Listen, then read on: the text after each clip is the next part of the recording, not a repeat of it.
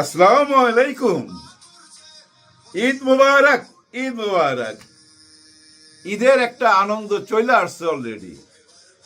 বাসের দিকে তাকান, লঞ্চের দিকে তাকান, বিশেষ করে ট্রেনের ছাদের দিকে তাকান ভাই। মানুষ আর মানুষ, সবাই দেশে যাচ্ছে। সবাই দেশে যাচ্ছে। আর এই গান ভাই, এই গান কি যে কইরা দিল, এটার হিসাব নির্বাচনের পরে হবে। আহা, কার পাশা গেছে কার টেবিলে, এর মধ্যে অনেক গান তৈরি হয়েছে, কিন্তু কিন্তু কোনো গান ভালো করতে পারে নাই। ভালো করছে মানে এরকম সুপার হিট হইতে পারে নাই। এখন একটু বন্ধ করি, না হলে আবার কপিরাইট খাইতে পারি, বুঝছেন? যার জন্য আমি সাথে সাথে কথা বইলা যাচ্ছি। আহা, আরে জনগণ জানে সমাধান। হ্যাঁ ভাই, জনগণ সমাধান জানে। জনগণকে বোকা বানানো যাবে না। ধমক দিয়ে আর কিচ্ছু করতে পারবেন না, ভয় দেখে আর কিচ্ছু করতে পারবেন না। কিভাবে দেশের দিকে যাচ্ছে মানুষ। আগে যারা প্রার্থী থাকতো, যারা চেয়ারম্যান মেম্বার এমপিতে দাঁড়াইতো, তারা মানুষের দুয়ারে দুয়ারে যাইতো ভোট চাইবার জন্য। আর এখন দেখেন ভোটাররাই চলে যাইতেছে ট্রেনের ছাদে কইরা, মানে ভিতরে জায়গা নাই, ছাদে কইরা যাচ্ছে ওই প্রার্থীর কাছে ভোট দেবার জন্য। দিন বদলাইছে ভাই। এরা যে যাচ্ছে, এদেরকে কেউ পয়সা দিয়ে নিচ্ছে না, কেউ কোনো কিছু হালুয়া রুটিও দিচ্ছে না, কোনো কিছুর আশা না। শুধু একটাই আশা, পরিবর্তন চায়। সবাই পরিবর্তন চায়। এই গানটা যেমন পরিবর্তন আইনা দিছে না সবাই মনের মধ্যে, এই গানটা শুনলে ভাই মনটাই ভালো হয়ে যায়। অনেক গান আসছে এরপরে। ওই যে একটা কন্টেন্টে বলছিলাম না, একটা গানই একটা ছবিকে সুপার হিট করায় দিতে পারে। ঠিক তেমনি এই গান, এই গানের অনেক অবদান জামাত ইসলাম এবং 11 দলের পিছনে। এই গানের অনেক অবদান। এই গান মানুষকে না, বুঝছেন, উৎসাহিত করছে, মানুষের ঘুম ভাঙায় দিছে। এই গানের অর্থ বুঝার মানুষ চেষ্টা করছে। গান একেবারে হৃদয়ের মধ্যে গাইথা গেছে। এই গান 2026-এ দেখবেন, এই পুরা 26 পার করে দিবে একটি গান। বারবার কেন গানের কথা বলতেছি জানেন? অনেকে বলে জামাতে ইসলাম গান বাজনা পছন্দ করে না, সিনেমা বানাইতে দিবে না, নাটক বানাইতে দিবে না, এরকম অনেক কথাই বলে। আসলে জামাতে ইসলামের ইস্তেহারে বা উনাদের ওই যে মঞ্চ থেকে, নির্বাচনী মঞ্চ থেকে এরকম কোনো কথা বলছে? বলে নাই। ওনাদেরকে ট্যাগ দেওয়ার চেষ্টা করা হয়েছিল যে ওনারা শরিয়া আইন জারি করবে, ওই আফগানিস্তানের মতো। যাই হোক, উপরওয়ালার মেহেরবানি, সেটাও ভুল ভাঙাভাঙি অবসান কইরা দিছে আমাদের পীর সাহেব। হ্যাঁ, চরমনাইর পীর সাহেব সেটা অবসান কইরা দিছে। উনি বাইর হয়ে যায় যে অভিযোগটা করছে, সেটা কি ছিল? যে ওনারা শরিয়া আইন পালন করবে না জামাত ইসলাম। এই কথাটা বলাতে অনেক বড় উপকার হয়ে গেছে, কারণ আমার ঘরের লোক বাইরে যায় এই কথা বলতেছে। তো এতে প্রমাণ হয়ে গেছে যে না, ওই শরিয়া আইন চালু হবে না। আর শরিয়া আইন নিয়ে মানুষের একটা ভয় আছে। আসলে শরিয়া আইনে কি আছে না আছে এগুলা মানুষ যাচাই করে না। ওনাদের চোখের সামনে ভাইসা উঠে ওই যে সৌদি আরবে ঘাড়ের উপরে তলোয়ার, হাতের উপরে তলোয়ার, আবার ওই যে আফগানিস্তানে যেমন যা কিছু দেখছে মানুষ, তাই না, ওই যে ব্যাত দিয়ে পিটাইতে দেখছে না রাস্তাঘাটে মা বোনদেরকে, ওগুলা চোখে ভাইসা উঠে। যার জন্য শরিয়া আইন নিয়ে অনেকের ভয় আছে। ওই ভয়টা কাটায় দিছে চরমনাইর পীর সাহেব। হ্যাঁ, উনি বাইরে যায় এমন ভাবে বলছে যে শরিয়া আইন যে জামাত ইসলামের মধ্যে নাই, জামাত ইসলামের মুখ দিয়ে আর বলার দরকার হয় নাই। বুঝছেন রাজনীতিটা কোন লেভেলে? ওই যে গানের একটা কথা আছে না, খেলা চলছে কোন লেভেলে, কার পাশা কার টেবিলে। হাই হাই, আসলেই ভাই পাশা বদলে গেছে। বদলে যাওয়ার পিছনের কারণ কি জানেন? একটাই কারণ, মানুষের বুদ্ধি বিবেচনায় মানুষ যা কিছু দেখতে পাইছে চোখের সামনে, তাকেই মনে করছে নির্বাচনের ইস্তেহার। মানে আমি যেটা বলতে চাচ্ছি বুঝায় বলতে পারলাম না। মনে করেন আপনি যা কিছু দেখে আসছেন গত 2 বছর 1.5 বছর, এইটাই হলো নির্বাচনী ইস্তেহার। এই যে সমস্ত দল আইসা নির্বাচনে ইস্তেহার দিতেছে না বিটিভিতে, তারেক রহমান সাহেব দিছে বিএনপির পক্ষে থেকে, তারপরে দিছে আমাদের এনসিপির নাহিদ ইসলাম, এরপরে জামাতে ইসলামের আমির সাহেব, আজকে দেখলাম একটু আগে ডক্টর ইউনূস স্যার ভাষণ দিতেছে। এটাই শেষ ভাষণ। ইউনূস স্যার কিন্তু ওই আগের মতো একই কথা বলছে, ঈদের আমেজ এবং নতুন বাংলাদেশের জন্ম হচ্ছে। 12 তারিখ হচ্ছে নতুন বাংলাদেশের শুভ জন্মদিন, মানে এই দিনটায় বাংলাদেশ আবার নতুন করে জন্ম নিল, এরকম একটা কথাই উনি ওনার ভাষণের মধ্যে বুঝাইছে। ওই আগের স্টাইলই, আগে যা যা বলছে সেম কথাগুলা বলছে। কিন্তু একটা জিনিস বোঝা গেছে যে আমি যা কিছু কইরা গেলাম, আর গত 9 মাসে আপনারা বৈশা যা কিছু করছেন, আর গত 9 মাসে আপনারা চা বিস্কিট খায়া যা কিছু কইরা গেছেন, এগুলা থেকে আর বাইর হইতে পারবেন না। হ্যাঁ, বাইর হইতে পারবেন না, কারণ সবকিছু আটকা গেছে এখন হ্যাঁ আর না ভোটের মধ্যে। আর হ্যাঁ ভোট পাশ করবেই। ট্রেনের মধ্যে যেভাবে যাচ্ছে এরা কাকে ভোট দিবে? এই যে লঞ্চে কইরা যাইতেছে, বাসে কইরা যাইতেছে, মানুষের মধ্যে যে ঈদের একটা আমেজ চলে আসছে, ডক্টর ইউনূস স্যারের ওই একই কথা না, ঈদের একটা আমেজ আসবে আপনাদের মধ্যে, ওর মধ্যে আপনারা ভোট দিবেন। তার মানে কি জানেন, নতুন বাংলাদেশের জন্মদিন 12 তারিখে। এইটাই তো বুঝাইছে। কিন্তু জামু যে আমরা নির্দ্বিধায় নিশ্চিন্তে বাল বাচ্চা নিয়া, এই যে আপনি বলতেছেন স্যার এত আনন্দ আপনার মনের মধ্যে, কিন্তু আমি একটা ভিডিও দেখাইতে চাই এখন। এই ভিডিও যে সে লোক না তো ভাই, দেবিদ্বারের সেই মঞ্জুর মুন্সি, যে মানুষটা নির্বাচনে যাইতে পারে নাই টাকার অভাবে। হ্যাঁ, ওনার কাছে টাকা পয়সায় নাই, ব্যাংকের টাকা দিতে পারে না, শত শত কোটি টাকা উনি দিতে পারে না, ওই যে যাইতে পারে নাই ওইটার ঝাল মিটাইতেছে। ওনার জায়গায় এখন ট্রাক মার্কা আসছে, আর ওই ট্রাক মার্কাকে ভোট দিতেই হবে। যদি না দেন আগুন টাগুন দিয়া পোড়ায় দিবে সব কিছু। তো আচ্ছা একটু দেখাই, অনেকে তো দেখেন না, অনেক কিছু না দেখাইলে জিনিসটা ক্লিয়ার হবে না। একেবারে লাল শার্ট পরা, লাল মাইক হাতে, দেখেন না কি কয়, হায় হায় আগুন ঝরা বক্তব্য। তো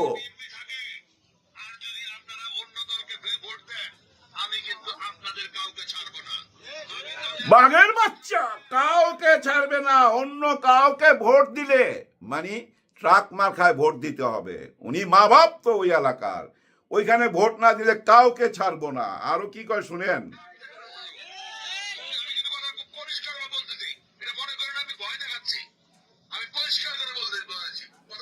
মানে আপনারা ভাইবেন না উনি ভয় দেখাইতেছে, আমি পরিষ্কার বলতেছি। দরকার লাগলে রেকর্ড কইরা ফেসবুকে ছাইরা দাও, কাউরে কেয়ার করি নাকি আমি?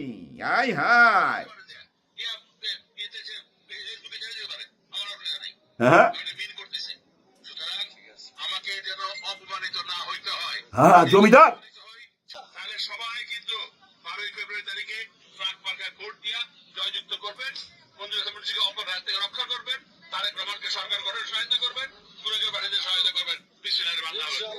আবার বিসমিল্লাহ কয়, আবার বিসমিল্লাহ কয়, আবার ক্ষমতায় বিএনপি থাকে। আর যদি আপনারা অন্য দলকে ভোট দেন, আমি কিন্তু আপনাদের কাউকে ছাড়বো না। আমি তাদের ঘর বাড়ি সব পুরায়া সরকার কইরা দেবো। আরে ভাই, এ তো ভাই পুরা ডন। কিন্তু একে অ্যারেস্ট করা উচিত। হ্যাঁ ভাই, অ্যারেস্ট করা উচিত। আইনে তো এটা বলে না যে আপনি যদি আমার পছন্দের কোনো মানুষকে ভোট না দেন, আমি আপনার বাড়ি ঘর আগুন দিয়া পোড়ায় দেবো। আমার যদি বেজ্জুতি করেন, উনি জমিদার, ওনাকে বেজ্জুতি করা যাবে না। উনি যাকে চাইবে তাকেই ভোট দিতে হবে। ওনাকে অ্যারেস্ট করা উচিত না? এটা তো বেআইনি কথাবার্তা, ধমক দিতেছে। নিরহ মানুষ তো ঘাবড়ায় যাবে, কিন্তু কেউ ওনাকে অ্যারেস্ট করবে না। কারণ কি জানেন, ওনারা অনেক বড় দল, ওনারা ব্যাংকের কাছ থেকে অনেক টাকা নিয়ে রাখছে। এই যে আমাকে ইচ্ছা করলে এখন বুঝছেন যা ইচ্ছা তাই করতে পারে, একটা মামলা ঠুকে দিয়া, কারণ অনেক টাকা আছে ওনাদের জন্য, অনেক উকিল দাঁড়ায় রয়েছে। দিল একটা মামলা ঠিকা, তারপরে চলে গেলাম আমি জেলে, পয়সা মরলাম ওইখানে। কে আসবে আমাকে বাঁচাইতে? কারণ মানি এই যে বিগ পাওয়ার, ওই পাওয়ারের কারণেই কিন্তু বলতেছে আমারে যদি কেউ বেজ্জুতি করস, তাইলে কিন্তু আগুন দিয়া পোড়া ছাড়কার করে দেবো। আরে দ্বীপ জলও তো এরকম কথা বলতে পারে না আজ পর্যন্ত কোন সিনেমায়। মিশা সওদাগরও তো আজ পর্যন্ত এই কথা বলতে পারে নাই কোন সিনেমা, কারণ এই ধরনের ডায়লগ লেখার ক্ষমতাই তো কারো নাই। বাঘের বাচ্চা জোর করে ভোট নিয়ে নিবে, কিন্তু প্রতিবাদ নাই। এইটা নিয়ে কিন্তু কোনো বুদ্ধিজীবী কোনো কথা বলবে না, কোনো টক শোতে কোনো কথা হবে না। কথা হবে কোথায়? এই সোশ্যাল মিডিয়ায়। সোশ্যাল মিডিয়া ছায়া যাইতেছে, ফেসবুকে গেলেই আপনি পাইবেন এই ভিডিওটা। এইভাবেই প্রতিবাদ চলতে থাকবে, প্রতিবাদ চালায়া যাবেন। ভাই ব্রাদার, যারা দেশে যাইতেছেন মনে রাখবেন, আপনার হাতের এই মোবাইলটা আছে না, এটা হচ্ছে পৃথিবীর সেরা অস্ত্র। এটার কাছে মিসাইলও কিছু না, কোনো অস্ত্র কিচ্ছু না এই মোবাইলের কাছে। এটা মাথায় রাখবেন। এই মোবাইল দিয়ে আপনি যা ইচ্ছা তাই করতে পারবেন। হাসনাত আব্দুল্লাহ বলছে না, সবাই ব্লগ বানাবেন, দেখাইবেন মোবাইলে, এই যে ভোট দিতে আইছি, এই যে আমার বন্ধু ভোট দিতে আইছে, ওই যে আমার চাচাই ভোট দিতে যাইতাছে, এই যে আমার বাবাই ভোট দিতে আইছে। মা বোনদেরকেও দেখাইবেন, এই যে আমার মা ভোট দিতেছে, বোন ভোট দিতেছে। ঈদের আমেজে চলে আসবেন। আর মাথায় রাখতে হবে, ওই যে হায়নার দল কিন্তু ওত পাইতে আছে। এই যে যাকে দেখাইলাম, এরা কিন্তু হায়নার সর্দার, কিন্তু সর্দার না হলে এরকম কথা কেউ বলে? এরকম কথা যদি উপর থেকে আসে নিচেতে, ভাই এই যে মাঠ পর্যায়ে ওরা কি করবে? ওরা তো ঝাঁপায়া পড়বে, কারণ বসে তো ওনাদেরকে বাঁচাবেই। হ্যাঁ, থানায় গেলে, জেলে গেলে বস তার বাড়িতে টাকা পয়সা দিয়ে দিবে, 10টা উকিল দিয়ে আবার 2 সপ্তাহ পর ছাড়াই দিবে।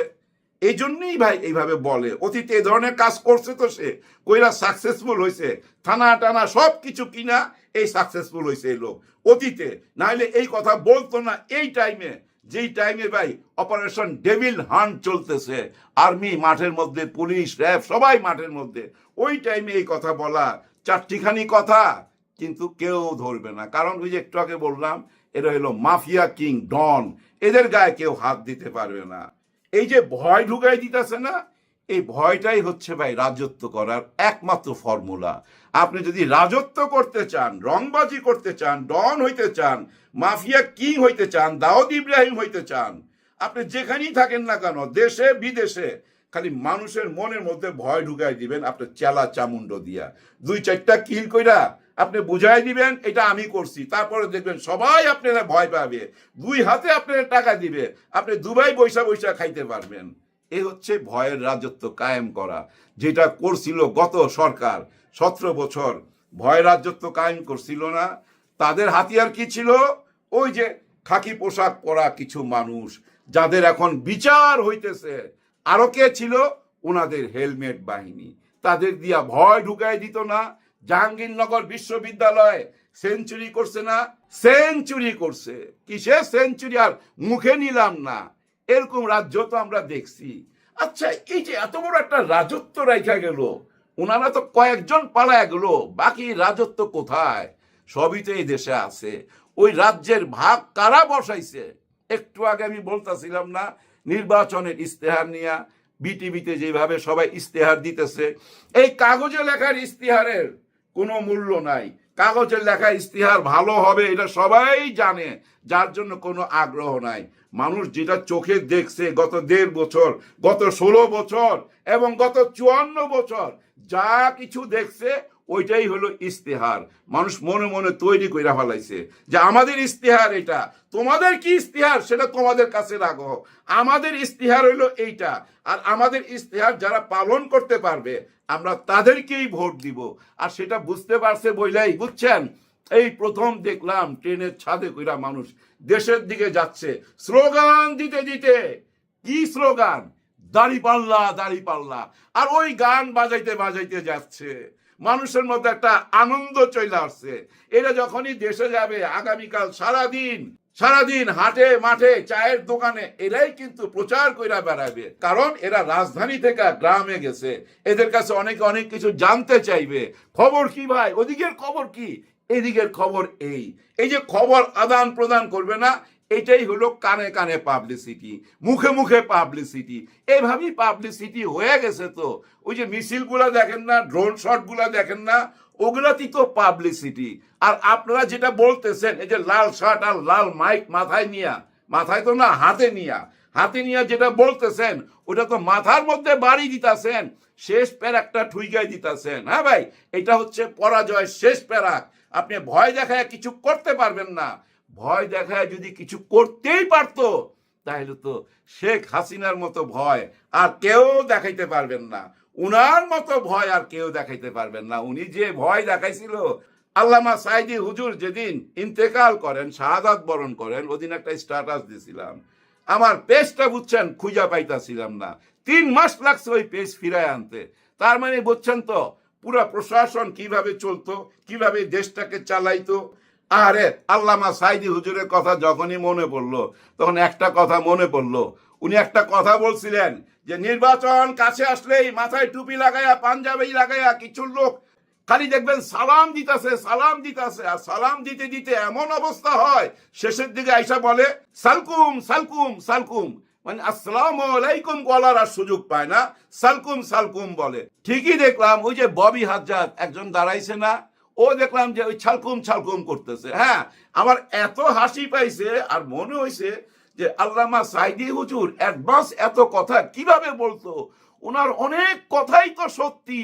উনি বলছে না এমন একটা দিন আসবে ওই দিল্লিতে পালায়া যাইতে হবে, ঠিকই তো তাই হয়েছে, অনেক আগে বইলা গেছে। আর অনেক আগে বইলা গেছে যে নির্বাচন সামনে আসলে দেখবেন ওদের সালামের স্টাইলই বদলা যায়, ছালকুম ছালকুম বলতে থাকে। ওইটাও বাস্তবে দেখলাম। সালকুম ভাই সালকুম, সালকুম ভাই সালকুম, সালকুম ভাই সালকুম। নির্বাচন যখন আসে হায় রে সালাম, সালাম দিতে দিতে আসসালামু আলাইকুম এই এত সময় বলবে কতক্ষণ, খালি কয় চালকুম চালকুম। তারা আসলে উনি নেক বান্দা ছিলেন, আসলে নেক বান্দা ছিলেন, নাহলে অ্যাডভান্স এরকম কথা বলতে পারতো না। যাই হোক, ভিডিওটা শেষ করতে হবে কোনো হতাশা নিয়ে না, মনে আনন্দ নিয়া। 2 একটা 4টা 5টা 10টা গন্ডগোল হবে, হইতে দেন। বাকি 90টা জায়গায় যদি ঠিক থাকে, 100-র মধ্যে 10টা জায়গায় গন্ডগোল হইল, 90টা যদি ঠিক থাকে তাহলেই তো ঠিক, তাই না? আর মানুষ ঠিক জায়গায় ভোটটা দিবে, ওই ইস্তেহার পয়রা ভোট দিবে না।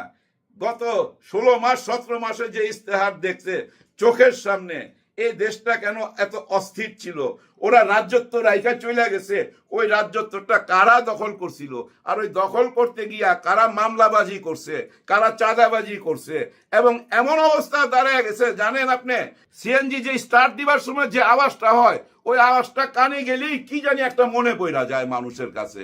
হ্যাঁ, সিএনজি স্টার্ট দেওয়ার আওয়াজটা দিলেই মানুষের চোখে ভাইসা উঠে অন্য কিছু, ওইটাই হলো ইস্তেহার, এটা মাথায় রাখতে হবে। আর ইস্তেহার তো শহীদরা লেখাই রেখে গেছে বাংলাদেশের দেওয়ালে দেওয়ালে, প্রতিটা স্কুলের দেওয়ালে দেওয়ালে, শহীদ মিনারের আশেপাশের দেওয়ালে দেওয়ালে যে লেখনীগুলা ছিল, ওই লেখাগুলা ভুলে গেলে হবে না, ওই লেখাগুলাই হচ্ছে সনদপত্র, ওই দেওয়ালের লেখনীগুলাই। আর এই নতুন সনদপত্র দিয়েই এই দেশ পরিচালনা হবে।